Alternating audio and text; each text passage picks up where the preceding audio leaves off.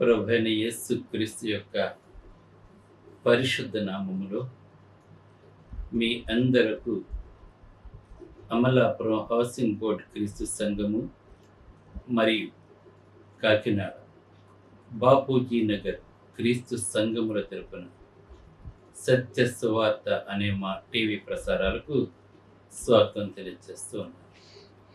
ఇవాళ ధ్యానాంశం ఏంటంటే మత సంబంధమైన పాపి.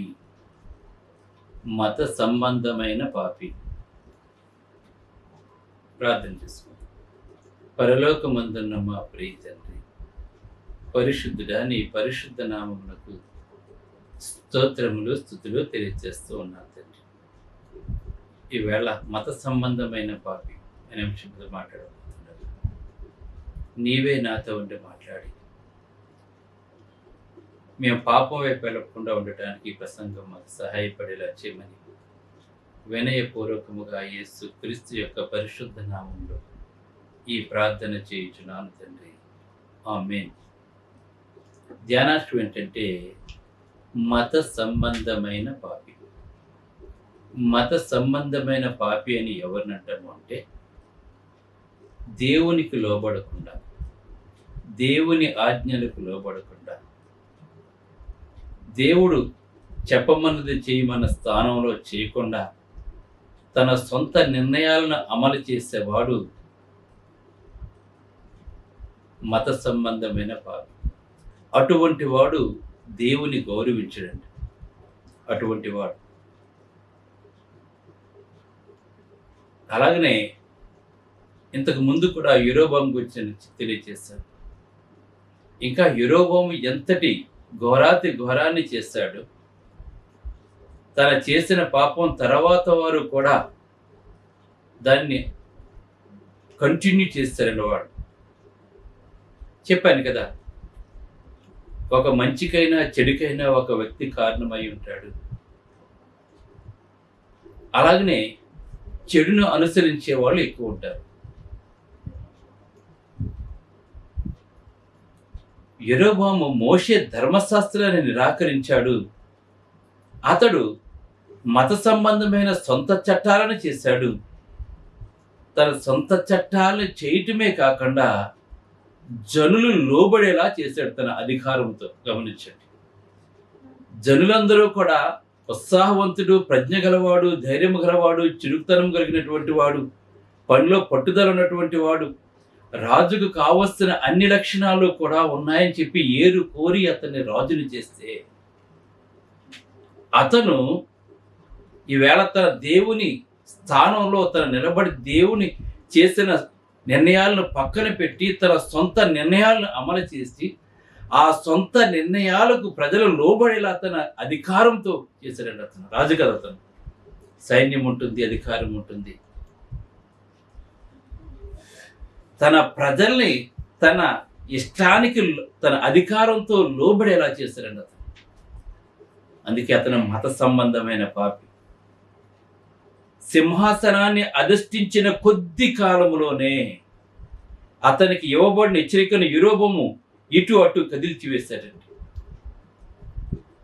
వెర్రవిగి మత సంబంధమైన అవిధేయతతో సంపూర్ణంగా మునిగిపోయాడండి. అవిధేయతతో మునిగిపోయాడండి. అంతేకాకుండా అతను చేసిన ఘోరాతి ఘోరమైన తప్పిదం ఏంటంటే, ఇశ్రాయేలు రాజ్యం రెండుగా విడిపోయిన తర్వాత సొలొమోను కుమారుడైన రెహబాము పరిపాలిస్తున్న రాజ్యంలో యెరూషలేము దేవాలయం ఉండిపోయింది. కనుక ఇశ్రాయేలు 12 గోత్రాల వారు కూడా ప్రతి సంవత్సరము కూడా 3 సార్లు ఆ దేవాలయానికి వెళ్ళి పస్కా పండుగ, పన్నసాల పండుగ, పెంతుకొస్తు పండుగలు చేయాలని వాళ్ళ బలి అర్పించాలి. ఇప్పుడు రాజ్యం విడిపోయిన తర్వాత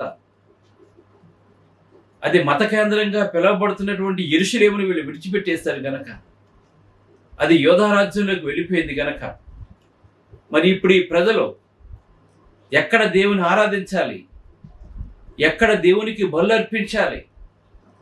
ఒకవేళ యెరూషలేము గనుక వెళ్ళుతున్నట్లయితే మాకిక్కడ మత సంబంధమైన కేంద్రము లేదు, పరిశుద్ధ పట్టణం లేదు అని మరలా ఒకవేళ మళ్ళీ ఆ యోధ రాజుకి సపోర్ట్ చేస్తారేమో అని ఒక భయం ఇతరులో వచ్చేస్తుందండి అతనికి. ఇప్పుడు తను తన సింహాసనాన్ని కాపాడుకోవటానికి, తన పదవిని పోగొట్టుకోకుండా ఉండటానికి, తన ప్రజలు ఒకవేళ ఎక్కడికి తిరిగి యోధాలకు వెళ్ళిపోతారేమో, యోధారాజ్యంలో కలిసిపోతారేమో అని చెప్పి భయం పట్టుకుని అతను ఎటువంటి తప్పుడు నిర్ణయాలు తీసుకోవటానికైనా వెనకట్లేదండి. దేవుని ఆజ్ఞలను త్రోసివేశాడండి, అతను పక్కన పెట్టేశాడండి. అతను ఇప్పుడు దేవుని స్థానంలో అతను నిలబడిపోయాడండి. అతను మత సంబంధమైన పాపం. ఈవేళ అనేక మంది ప్రజలను ఆకర్షించుకోవటం కొరకు, ధన సంపాదన కొరకు దేవుని చిత్తాన్ని విడిచిపెట్టేసి, దేవుని ఆజ్ఞలు విడిచిపెట్టేసి, తమ సొంత నిర్ణయాలు, ఎవరో యెరోబోము లాంటి వాడు ఇంతకు ముందు ఒక మతాన్ని స్థాపించి, ఒక సంఘాన్ని స్థాపించి, అతడు దేవుని ఆజ్ఞల స్థానంలో వేరొకటి తీసుకొచ్చి ప్రవేశపెడితే ఈవేళ అనేక మంది అవే చేస్తున్నారండి. వేళ మోషే ఉపవాస పండుగలు అంటాడండి, ఒకడు పెంతుకొస్తు పండుగ అంటాడు, ఇంకొకడు పర్ణశాల పండుగ అంటాడు, ఇంకొకడు పస్కా పండుగ అంటాడు. యేసు క్రీస్తు కాదు మెస్సీయని పిలవాలని ఇంకొకడు మాట్లాడుతూ ఉంటాడండి. క్రైస్తవ్యంలో అనేక రకాల భిన్నమైన మనస్తత్వాలు కలిగిన మనుషులు, భిన్నమైన విభజన జరిగిపోయింది క్రైస్తవ్యంలో. దీనికి కారణం ఏంటంటే మత సంబంధమైన పాపం. ఆనాడు ఇశ్రాయేల్ నుంచి విడిపోయి ఇశ్రాయేల్ ప్రజలు యెరోబోమును ఎన్నుకుంటే అతను పాపం వైపు ఎలా నడిపించాడు. ఈవేళ సంఘాలు విడిపోయి నిజమైన సంఘం నుంచి బయటకు వచ్చేసి యెరోబోము లాంటి తప్పుడు ఆజ్ఞలు అనేక మంది ప్రవేశపెడితే ఈవేళ క్రైస్తవ్యంలో ఇన్ని సంఘాలు ఉన్నాయంటే, దేవుడు స్థాపించింది ఒక సంఘం అయితే వేల కొలది సంఘాలు ఉన్నాయంటే, ఇవన్నీ కూడా ఎక్కడి నుంచి వచ్చినాయి అంటే యెరోబోము లాంటి వాళ్ళు ప్రవేశపెట్టిన పద్ధతులు వీళ్ళు కూడా ప్రవేశపెట్టి, మేము కేథలిక్స్ అండి, మేము బాప్టిస్టులు అండి, మేము లూథరన్స్ అండి, ఇలా మాట్లాడుతున్నారు. ఈవేళ నేను క్రీస్తు వాడని ఎవరు మాట్లాడటం లేదండి. ఈవేళ క్రీస్తు నా కొరకు రక్తం కార్చాడు, నేను క్రీస్తు వాడను అని ఎవరు మాట్లాడలేదండి. ఈవేళ మాది చాలా మా సంఘంలో అందరూ కూడా అఫీషియల్సే, అందరూ ఎడ్యుకేటెడ్సే, మా సంఘంలో అందరూ కూడా ఇలా మాట్లాడుతున్నారండి. ఈవేళ మత సంబంధమైన పాపి దేవుని స్థానంలో నిలబడి వేళ దేవుడికి చెందవలసిన ఆరాధన దేవునికి చెందకుండా ఈవేళ అనేక మంది దెయ్యానికి ఆరాధన చేస్తున్నారు. ఇవాళ యెరూషలేము వెళ్ళి ఆరాధించాలి, అక్కడ బలులర్పించాలి, అక్కడ పండగలు చేయాలి. అయితే ఇతను ఏం చేశాడంటే 2 రాజుల గ్రంథములో 12వ అధ్యాయం 28, 29 చూసినట్లయితే, యెరూషలేమునకు పోవటం మీకు బహు కష్టము. చూడండి, తన ప్రజలతో మాట్లాడుతాను.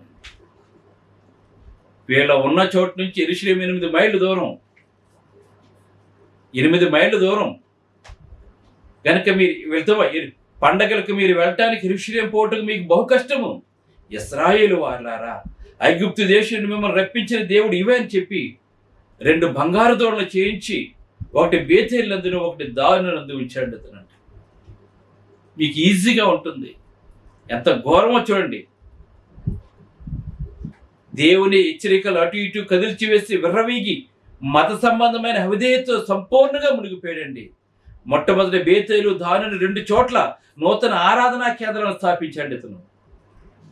దేవుడు చెప్పలేదండి ఇలా చేయమని. 2 ఆరాధనా కేంద్రాలను ప్రారంభించాడు ఇతను. యెరూషలేములో ఆరాధించమని చెప్పి దేవుడు చెప్తే ధర్మశాస్త్రం ప్రకారంగా అక్కడికి వెళ్ళి ఆరాధన చేయాలని అందరూ కూడాను ధర్మశాస్త్రాన్ని పక్కన పెట్టేశాడు, ధర్మశాస్త్రాన్ని విడిచిపెట్టేశాడు, ధర్మశాస్త్రానికి వ్యతిరేకంగా ప్రవర్తిస్తున్నాడు. ఈవేళ అనేక మంది సత్యానికి వ్యతిరేకంగా ప్రవర్తిస్తున్నారు. ఈవేళ అనేక మంది ఈవేళ సత్యాన్ని ప్రకటించడం లేదండి. ఈవేళ దేవుడు స్థాపించిన సంఘం కాకుండా ఈవేళ అనేక మంది ఈవేళ బేతేలు యెరూషలేముకి 8 మైళ్ళు లోపుగా ఉంటుంది. ఇశ్రాయేల్లో దక్షిణ భాగాన ఉంది, దాను పాలస్తీనాకు ఉత్తర భాగాన ఉంది. కనుక అతను మాట్లాడుతున్న రాజ్యము చీలిపోయినప్పుడు దక్షిణ రాజ్యానికి ఆత్మ సంబంధమైన ఆరాధన స్థలమైన యెరూషలేము దక్కిందండి.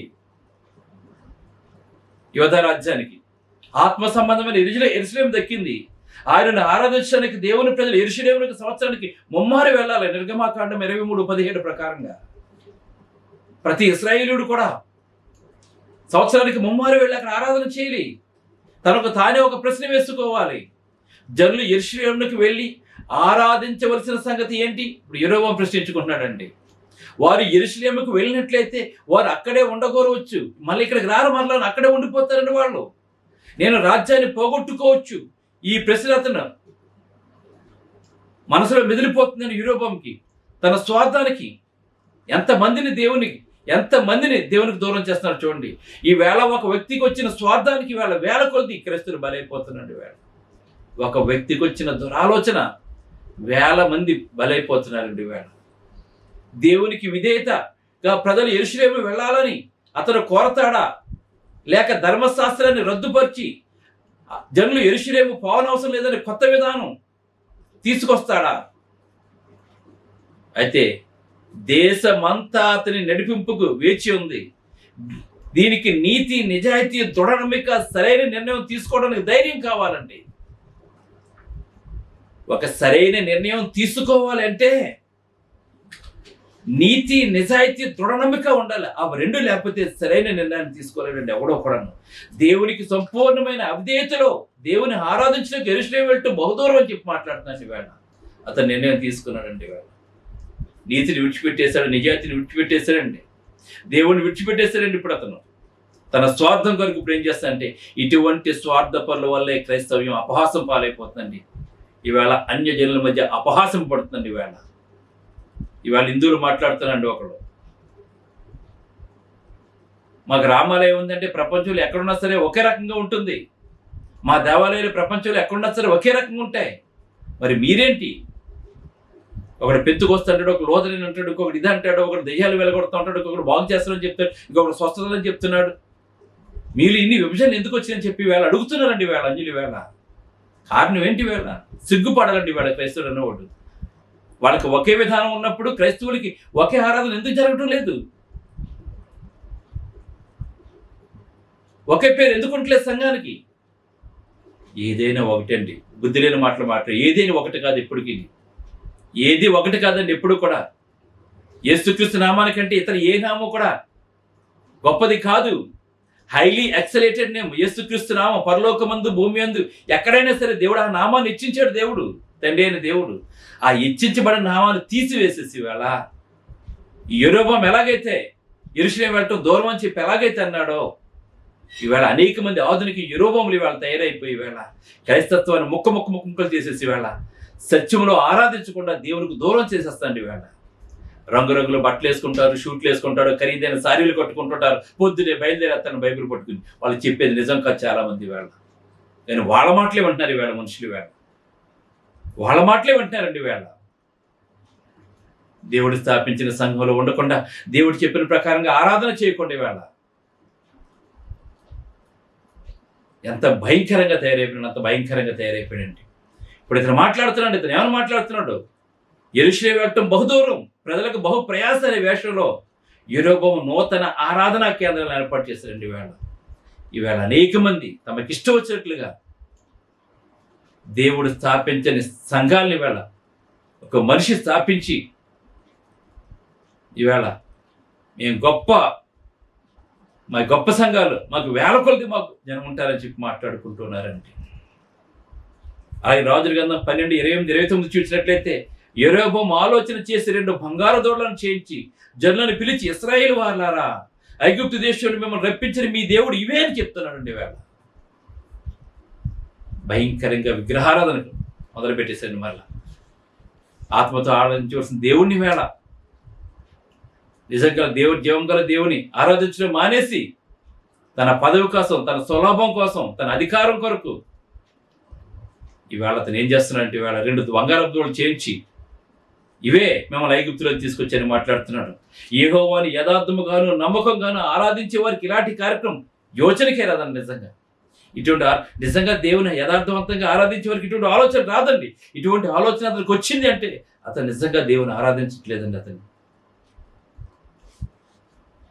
ఎందుకంటే సేనాయి కొండ దిగువ భాగంలో అహరోనుచే నడిపించబడినటువంటి జనులు బంగారు దూడను చేసుకున్నప్పుడు జరిగిన సంగతి వారికి తెలిసిన నిర్గమాకాండం 32:1-6 చూసినట్లయితే 10 ఆజ్ఞలతో మోషే కొండపైన దిగేలోపు అప్పటికి ఇశ్రాయేలు వాటిలో కొన్నిటిని అతిక్రమించి యెహోవాకు ఆరాధనకి దూడల దృశ్యమైన గుర్తులుగా యెరొబోము ఉండగొచ్చు పెట్టాడండి వాడు. ఆనాడు అహరోను ఎలాగైతే అక్కడ సీనాయి కొండ మీదకి మోషే వెళ్ళినప్పుడు ఆ దూడను చేసి ఇదే దేవుడని చెప్పి ఎలాగైతే చెప్పాడో,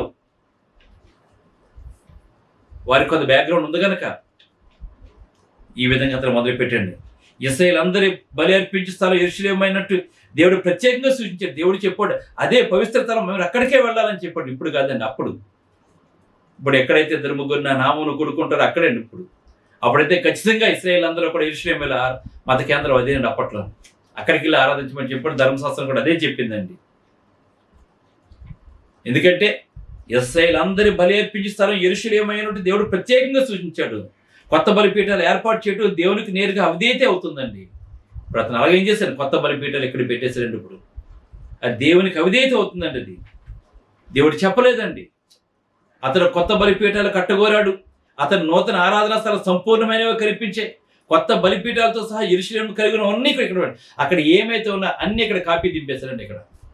కానీ అది ఒరిజినల్, ఇది డూప్లికేట్. ఒరిజినల్లే డూప్లికేట్ అంటే ఎప్పటికైనా సరే కొత్త బలిపీఠాలు సహా యెరూషలేములో కలిగి ఉన్నాయి ఇక్కడ పెట్టేశాడు.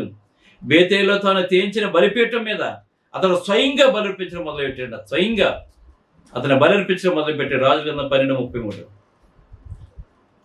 బలిర్పించేసి బలి వేయటానికండి అతను అటు వెళ్ళిపోయాడండి.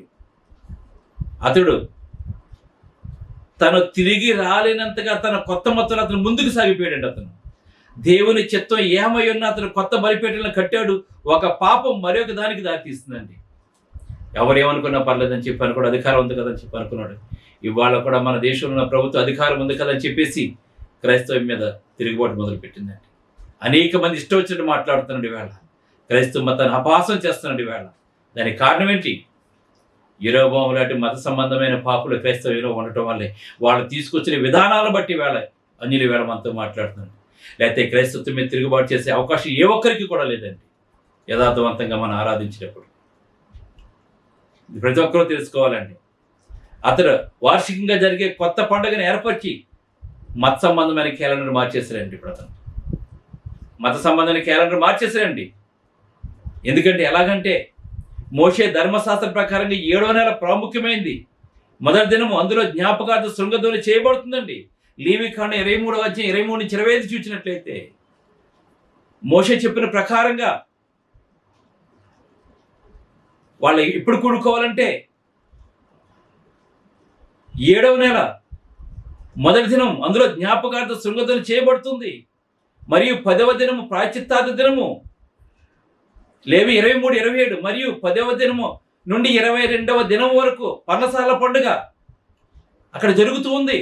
యెరొబోము మత సంబంధమైన క్యాలెండర్ కేవలం ఒక నెల ముందుకు తోస్తాడండి. అన్ని డూప్లికేట్ చేశాడు. అయితే వీళ్ళు 7వ నెలలో చేసుకుంటే ఇతను 8వ నెలకు మార్చేశాడు. అతను యోచన 8వ నెలను అతను నిర్ణయించిన బైబిల్ తెలియజేస్తుందండి 12:33లో. ఇలా మార్చి తిరిగి అమర్చిన దాని ఫలితంగా వచ్చింది యెరొబోము మతమే కానీ దేవుని మతం కాదండి. ఇలా మార్చి ప్రారంభించిన ఈ మతం యెరొబోముకి చెందుతుంది కానీ దేవునికి ఎట్టి పరిస్థితులను కూడా చెందుతుంది. ఎందుకంటే దేవుని నిర్ణయాలు చెప్పిన జరగట్లేదు, దేవుని ఆలోచన చెప్పిన జరగట్లేదు, దేవుని ఆజ్ఞలు పక్కన పెట్టేశారు, దేవుని ఆజ్ఞలు తోసేశారు. ఇవాళ అనేక మంది ఎవడైతే ఈ సత్యాన్ని ప్రకటించకుండా అబద్ధాన్ని ప్రకటిస్తున్నాడో వారందరూ కూడా దేవుని చిత్తాన్ని త్రోసివేస్తున్నటువంటి వాళ్ళే, దేవునికి వ్యతిరేకంగా నడుస్తున్నటువంటి వాళ్ళే. ఇది మనం అందరము కూడా తెలుసుకోవాలి. మనం దేవుని చిత్తాన్ని వెదట్లేదు. అతను తన సొంత హృదయాలోచన వెంబడిస్తున్నాడు. అతను విఫలమైపోయాడండి. విఫలమైంది. అతను దేవుని ప్రతినిధిగా ఉండి దేవుని చిత్తం జరిగించేలా జనులను నడిపించవలసినటువంటి వాడు. కానీ తానే యొక్క దేవతగా మారిపోయి ప్రజలంతా సొంత ఇష్ట ప్రకారం నడిపిస్తున్నాడు ఇప్పుడు యెరొబోము. ఇక్కడ మనం ప్రజలందరూ కూడా తెలుసుకోవాల్సిన విషయం ఏంటంటే సాతాను నిజంగా మతాన్ని తీసివేయాలని ప్రయత్నించదండి. ఇప్పుడు కూడాను సాతాను ఇప్పుడు కూడా మతాన్ని తీసివేయాలని ప్రయత్నించదండి. కానీ దైవ మార్గానికి మారుగా దాని స్థానంలో మానవ మతాన్ని ప్రవేశపెడతాడు వాడు. అది దేవుని స్థానంలో అదే పేరులో మానవ మతాన్ని ప్రవేశపెడతాడండి. దానిని మనుషులు అంగీకరించాలని ప్రేరేపిస్తాడు సాతాను. యెరొబోము కూడా అదే చేస్తాడు. వేళ మతాన్ని తీసివేయడం సాతాను. అదే స్థానంలో మానవ మార్గాన్ని ఏర్పాటు చేస్తుంటాడు. కానీ దేవునికి చెందని మనుషులకు చెందుతుంది. అది మానవుడు తెలుసుకోలేకపోతుంది. వేళ మనుషులు అంగీకరించాలని ప్రేరేపిస్తూ ఉంటాడండి. దేవుని చిత్తాన్ని ఎత్తివేసి దాని స్థానంలో తన చిత్తాన్ని వెతుకుతున్నాడండి. ఇప్పుడు మిగిలిన భాగం రేపు చెప్పుకుందాం. మీ అందరికీ వందనాలు. ప్రార్థన చేసుకుందాం. ప్రేమ గల తండ్రి, దయగల దేవ, పరిశుద్ధులని పరిశుద్ధులను స్తోత్రాలు తెలియజేస్తాం.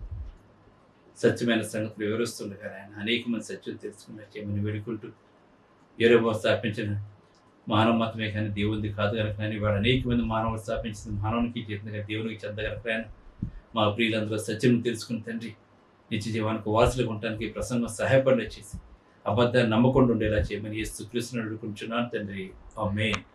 బ్రదర్ జార్జ్ రాజు వారా, church of Christ, housing board, Amalapuram, near KIMS medical college, Konaseema district, 533201. Mobile number 9848730355, 92933174887. Email ID georgerajuvara@gmail.com. Website www.helpingforpoor.com.